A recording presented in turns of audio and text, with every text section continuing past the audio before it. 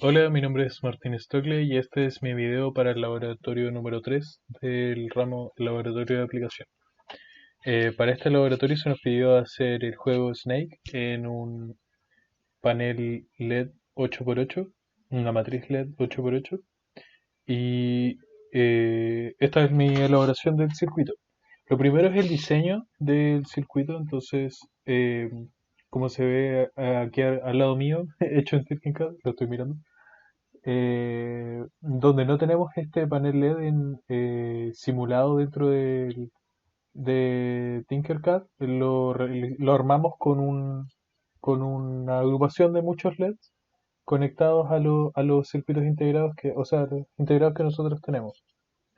Pero la conexión real no es así, es como la tenemos en la imagen que está aquí abajito mío, que son esas son las conexiones de los pines, los que tienen están en blanquito son los que van con una resistencia conectada. Y los que están en negrito, los que son con números, son los que van al otro integrado, que son los que están representados con los que no tienen una resistencia aquí en la imagen al lado mío, con verde. Luego tenemos las conexiones que ya vimos en el laboratorio pasado de estos integrados, pero lo hacemos el cable café, ojalá se pueda ver, en el cable café tenemos que la frecuencia de reloj donde es la misma lo conectamos a un mismo pin. Luego tenemos el switch on-off del integrado en cada uno en su propio pin, en el pin 10 y 13 para ser específico. Y en los pines 9 y 12 son en los cuales enviamos los datos por comunicación serial hacia los integrados. Luego tenemos las conexiones de corriente y de tierra en específico. Y por último luego tenemos un LED conectado que nos va a indicar cada vez que se haga un movimiento va a parpadear. Se enciende cuando hay un movimiento y se apaga cuando hay un movimiento. Entonces va a ir parpadeando cada vez que se produzca un movimiento. Luego vamos a ver de que el movimiento va aumentando, así que ese LED va a ir aumentando su velocidad de encendido apagado. Y va a estar conectado, como se ve aquí al lado mío en el código, bien al fondo, en el LED número 8. Luego vamos a explicar un poco del código. Y por último, ahora sí, tenemos los botones, que en este caso se implementan dos botones, una por la cantidad de cables que tenemos para la realización de este laboratorio y otra porque así es más simple la elaboración o sea, el control de la serpiente. Uno para cambiar de dirección hacia la derecha y otro para cambiar la dirección hacia la izquierda, dependiendo de la posición donde está la serpiente. Y así gira para un lado o gira para el otro. Eh, y esas serían todas las conexiones. Bueno, lo conecté por el otro lado por la distancia de los cables en el Arduino. Eh, Todas estas conexiones fueron implementadas aquí en la placa que ustedes están viendo. Aquí se puede ver mi manito.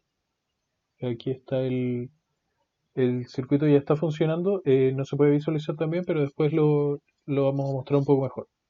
Por ahora veamos un poco del código. No completo porque la verdad es bastante largo y bastante denso, pero veamos lo que es importante, que es la configuración para el envío de las señales y un poco de cómo se realizó el código. Bueno, para la realización de este código me basé bastante en lo que encontré en videos en internet, en foros y cosas así. Hice bastante investigación con respecto a cómo se construían este tipo de circuitos en internet.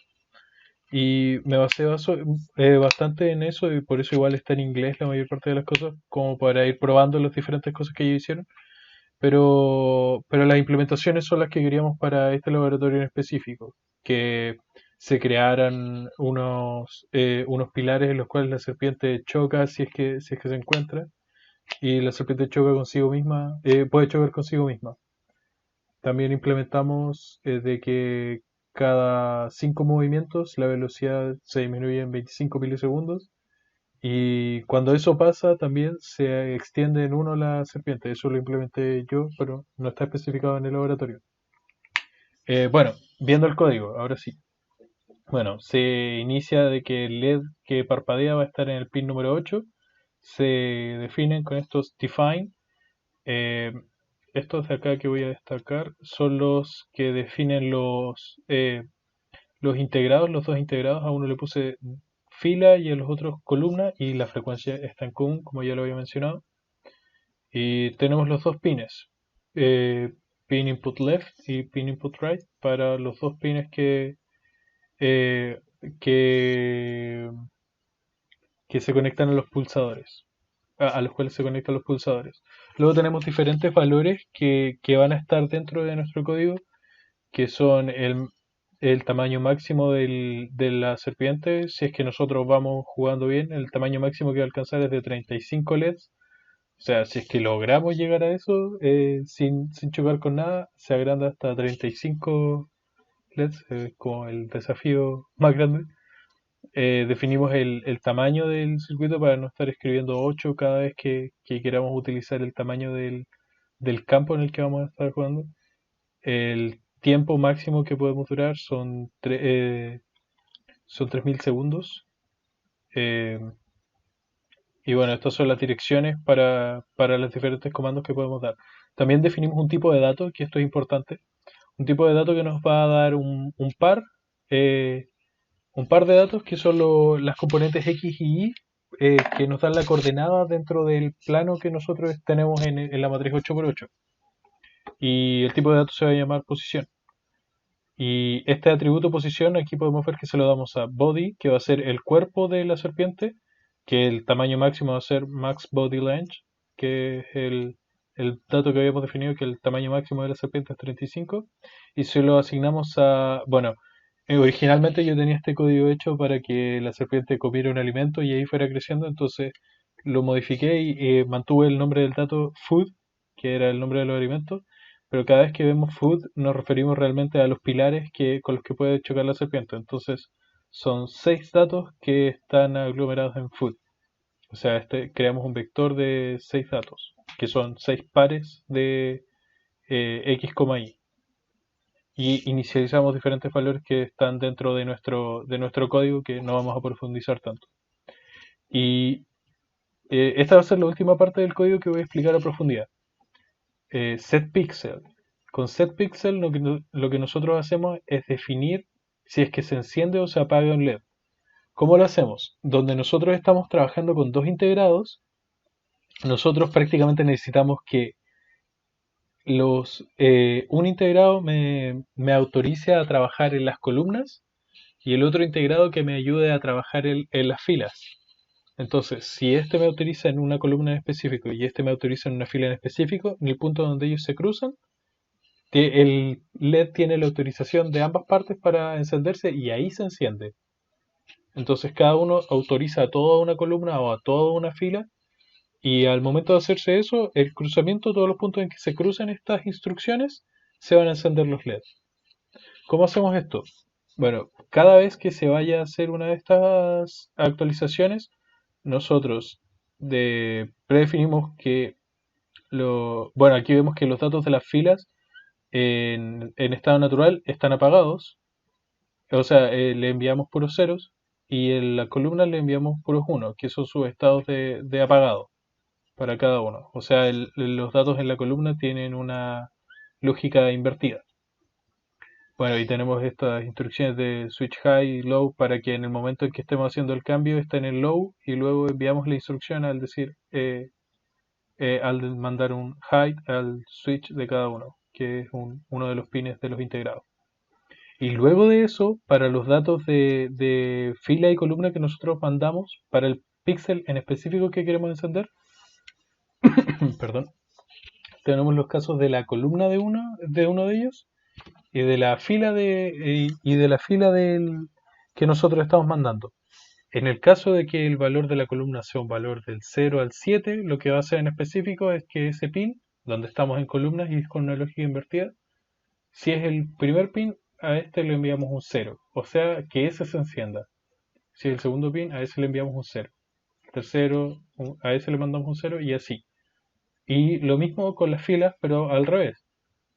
En el caso de que sea el primer pin, nosotros le mandamos un 0. Si queremos que el primer LED se encienda, la primera fila de LED se encienda, a ese le mandamos un 1. Y así en adelante. Entonces, ¿qué logramos con eso?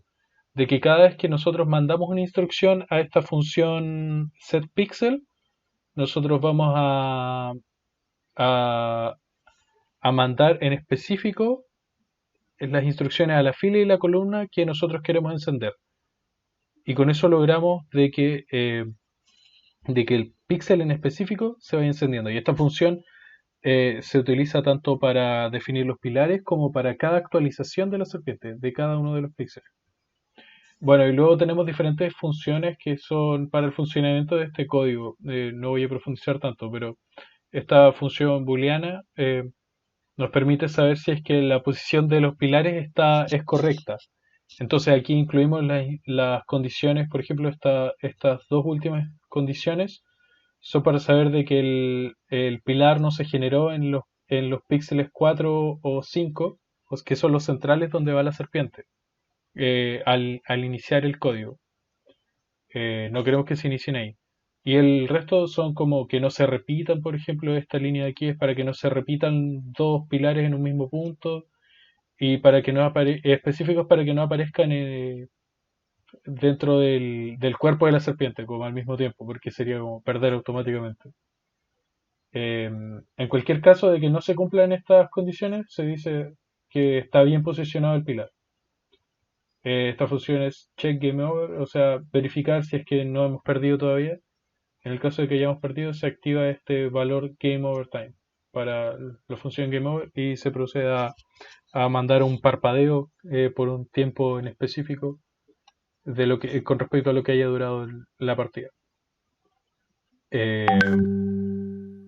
Luego tenemos, bueno, esto era que volviera a aparecer comida luego que se la haya comido, pero lo cambié, así que le puse que si es que el cuerpo de la serpiente choca, ¿dónde está? Aquí. Si es que cuando comiera algo, si es que el cuerpo de la serpiente chocaba con el pilar, también me mandaba el mismo dato de game over. Eh, Luego tenemos draw, que sería cada vez que se quiere dibujar el campo, nosotros mandamos este draw para definir dónde está el cuerpo de la serpiente, eh, cada punto y definirlo desde la cabeza hasta la cola. Y luego dónde están los pilares, volver a dibujar los pilares cada segundo que nosotros tenemos un movimiento. Eh, Tenemos la definición del movimiento, que ahí nos manda a las funciones correspondientes, que en eso no voy a profundizar tampoco, pero nos definen cada vez que nosotros apretamos uno de los botones cómo va cambiando la posición. Tenemos este que ya lo expliqué, y tenemos un reset, que cada vez que perdemos, por ejemplo, o al momento de iniciar el código, también ejecutamos en el setup el reset. Eh, Al inicio del código nosotros accedemos a que eh, el tiempo de movimiento es de 1000 milisegundos inicialmente, luego va a ir bajando. Definimos en qué posición está el cuerpo. Yo decidí definirlo en estos primeros tres puntos del panel, que partan esos primeros tres puntos. Este valor B que va a ser, que es un indicador que yo generé, que es un flag prácticamente, que va a ir aumentando en 1 cada vez que se mueve la serpiente y cuando llegue a 5 se va a accionar de que aumente la velocidad o disminuya el T prácticamente y que aumente el tamaño de la serpiente en 1. Bueno, la posición la cantidad de cuerpo que va a tener, la posición de la cabeza, la cantidad de cola que va a tener inicialmente. Em, una inicialización de la posición de la comida para decir que si la comida está en una posición negativa, que se vaya generando fuera. Y ya, luego cambiamos la comida por pilares, entonces cada uno de los pilares se va a generar aquí en este for en un punto negativo y como eso se crea así, luego al colocar spawn food, que ya lo vimos más arriba, eh, se actualiza la posición a puntos aleatorios. Bueno, luego tenemos el setup, que es definir cada pin como salida o entrada. Los dos botones lo iniciamos como entrada y el resto todos son salidas. Iniciamos el reset, como ya habíamos visto. Y luego tenemos el loop, en que nosotros decimos, si no tenemos un game over, que vuelva a dibujar otro punto, que siga avanzando. Y si tenemos un game over, bueno, que me marque, que haga un draw de cierta cantidad de segundos, como parpadeando entre la serpiente y el primer pilar que se generó. Y luego tenemos el reset para volver a jugar. Entonces el juego se reinicia automáticamente. Espero que no haya quedado muy largo. Y bueno, ahora vamos a ver cómo funciona el panel. Ok, se me había apagado la cámara del circuito, pero ahora sí. Ok, vamos a ver cómo funciona, así que voy a apagar eh, esta luz para que destaque más los LED. Bueno, y ahí perdió la serpiente sola. Aquí están los botones, los voy a ir presionando. Dice ahí la serpiente que partió. Se ve que parten 6 pilares por sí solos, esparcidos por ahí, y ahora pasaron 5 movimientos, así que creció la serpiente y disminuyó un poco la velocidad en 25 milisegundos. No se nota igual tampoco al inicio, pero bueno, tratemos de durar lo más posible en una partida de Snake. Eh, bueno, ahí se ven los pilares. Si llego a chocar con ellos pierdo. También si choco con mi cola, así que voy a doblar ahí. Bueno, hice que la serpiente atraviese las paredes, como, o sea, los límites del juego, porque igual el panel es súper pequeño y sería poco jugable el estar. Oh, se está desconectando los dedos. Ahí sí. Eh, oh, ahí perdí. Bueno, ahí se muestra cómo pierdo. Sería muy poco jugable si es que chocara y perdiera con los límites del juego, así que lo hice para el otro porque el panel es muy pequeño. Y bueno, esto sería el laboratorio número 3 de la elaboración del juego Snake. Muchas gracias por ver. Ahí perdí. Chao, chao.